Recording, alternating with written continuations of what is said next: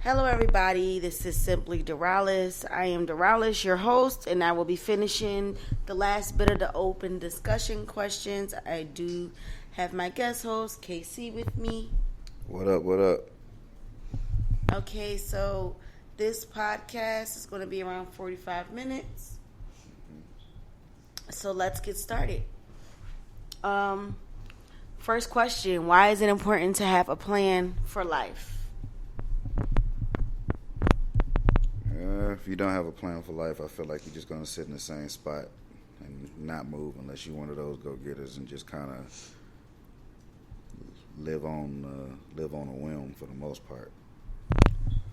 I agree, but also like your life is gonna be chaotic as hell without a plan. Like you're not gonna know which end is coming or going.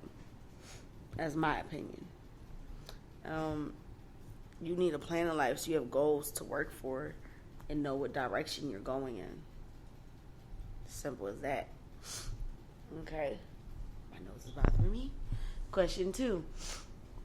Do you think life is a game or are things already set in place?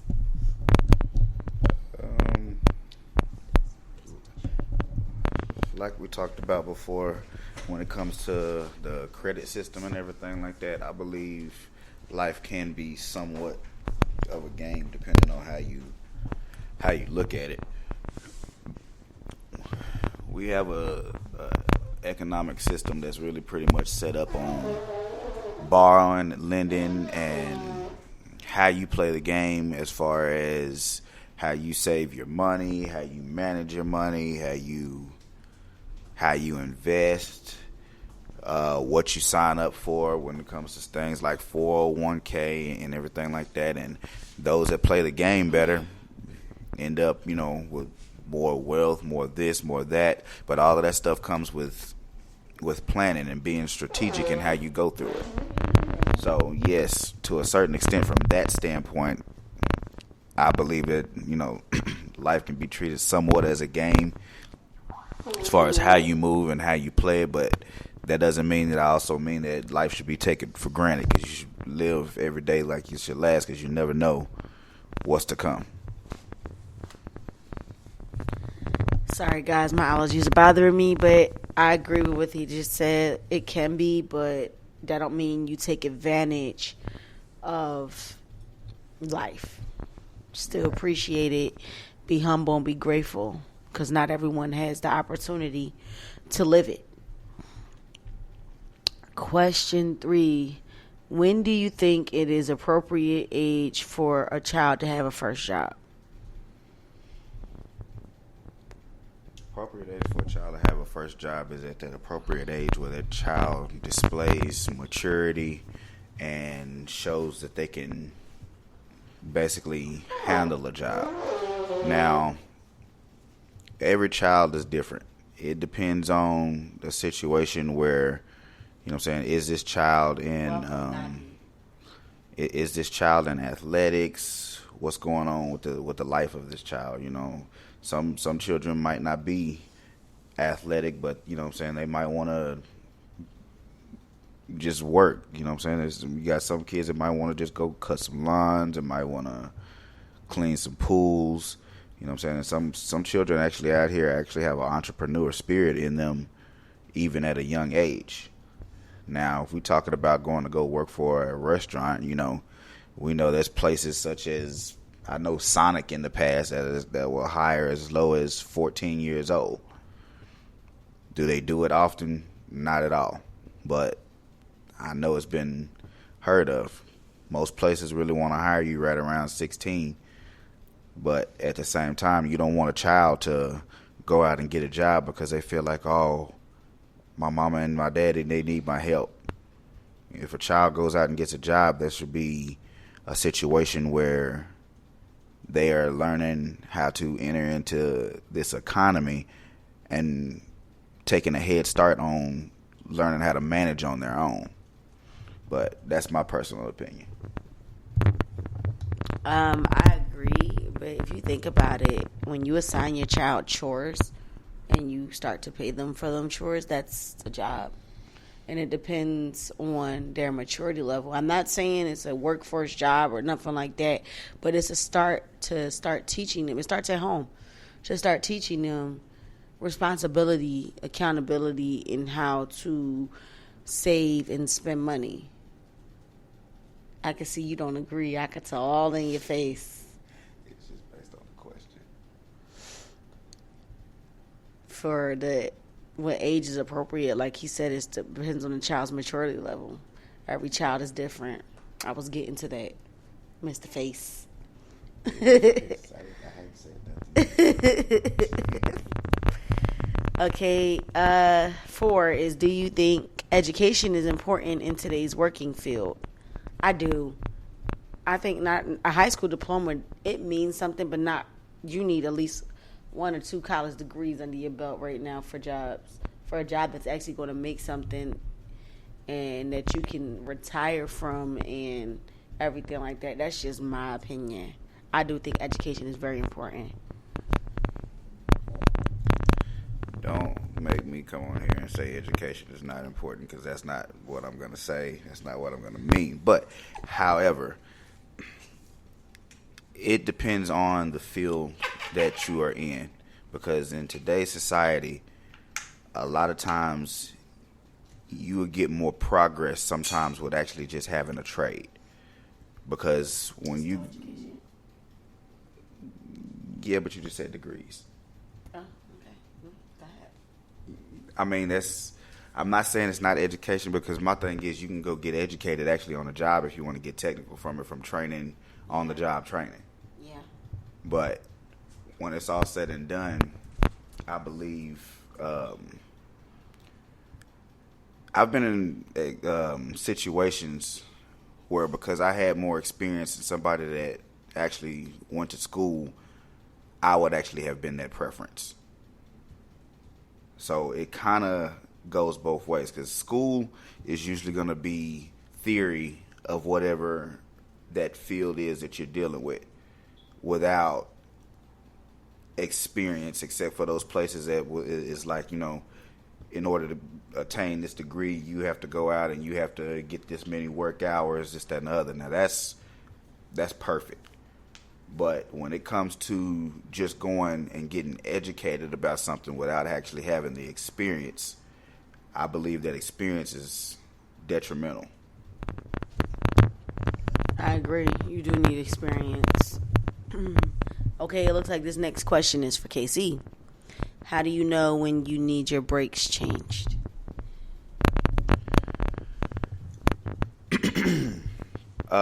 There is a sensor on the brakes. It's a little high-pitched sensor that basically, when it rubs up against your rotor, it makes a high-pitched squealing sound.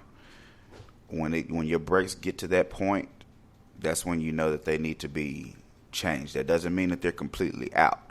A lot of people will hear this high-pitched squealing sound and not have their brakes checked. Excuse me.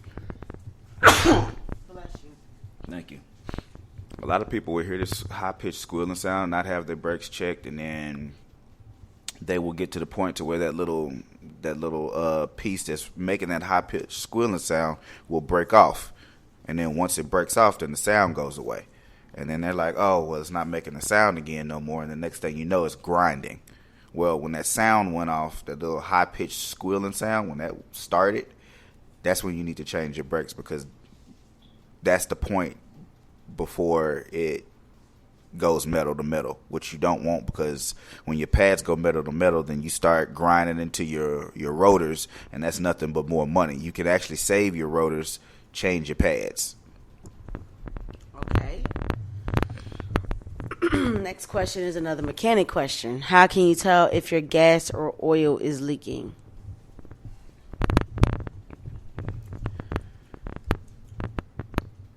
Gas or oil is leaking. Okay, oil is gonna leave a mess.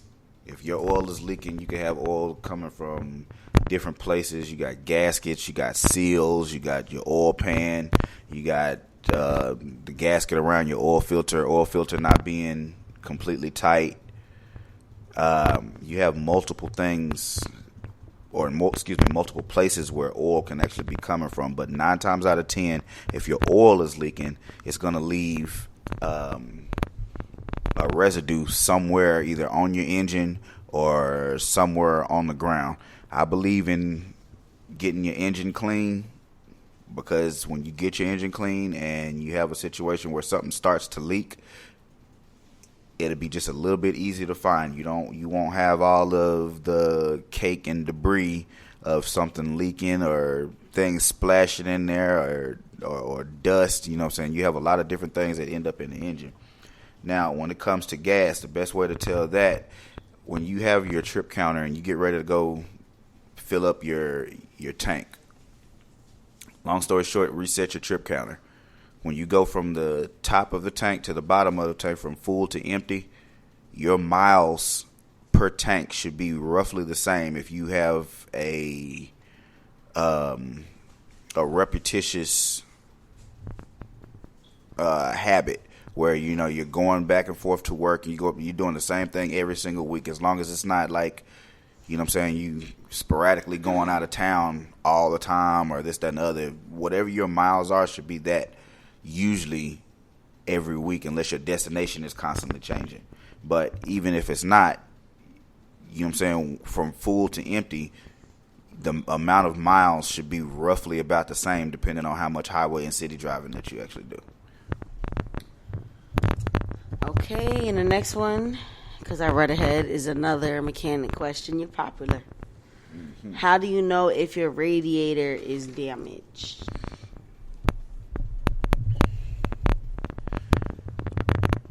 Radiator damage is usually going to be fairly obvious. There's a couple of type of damages that I talk about. One damage would be leaking. If you have a leak far up, close to the very front of your car, it's not very much up there that will be leaking outside of a radiator hose or the radiator itself. So that would be one telltale if it was leaking. Now, on your radiator, you have a high pressure upper radiator hose and a lower radiator hose. One is usually, in most cases, on the left. One is usually on the right. When you have a clog in your radiator where fluid is not flowing or is restricted, with a warm vehicle, if you touch one side of the radiator hose and it's extremely hot, and you go touch the other one and it's bearable or it's fairly cold, then that tells you that you have a restriction somewhere. And sometimes that could actually just be the thermostat, depending on where your thermostat is actually located. So basically, you can have a situation where you could have a professional possibly take the thermostat out, see if you get flow. And if you get flow, then you know to replace a thermostat. If you don't, then again, that it depends on which side is hot versus which side is cold and where your thermostat is located. But that is a way to tell whether or not your radiator is having problems. The other thing is you can inspect your radiator. There's little fins on the radiator, and you want those fins to be without any kind of debris or without any kind of restriction, because air has to blow through those fins. If air can't blow through those little fins, it won't cool the coolant, won't cool your system. Your fan will be working against your radiator, and you'll possibly have overheating problems. Thank you. I'm sorry, people are asking questions and I'm jotting them down. And they're all mechanic questions. Okay, let's do it. Question 8, what is your favorite car and why? Mine's is a Camaro, 2010, Bumblebee, and it's because of Transformers. And I love the way it sounds, and it's sexy as hell.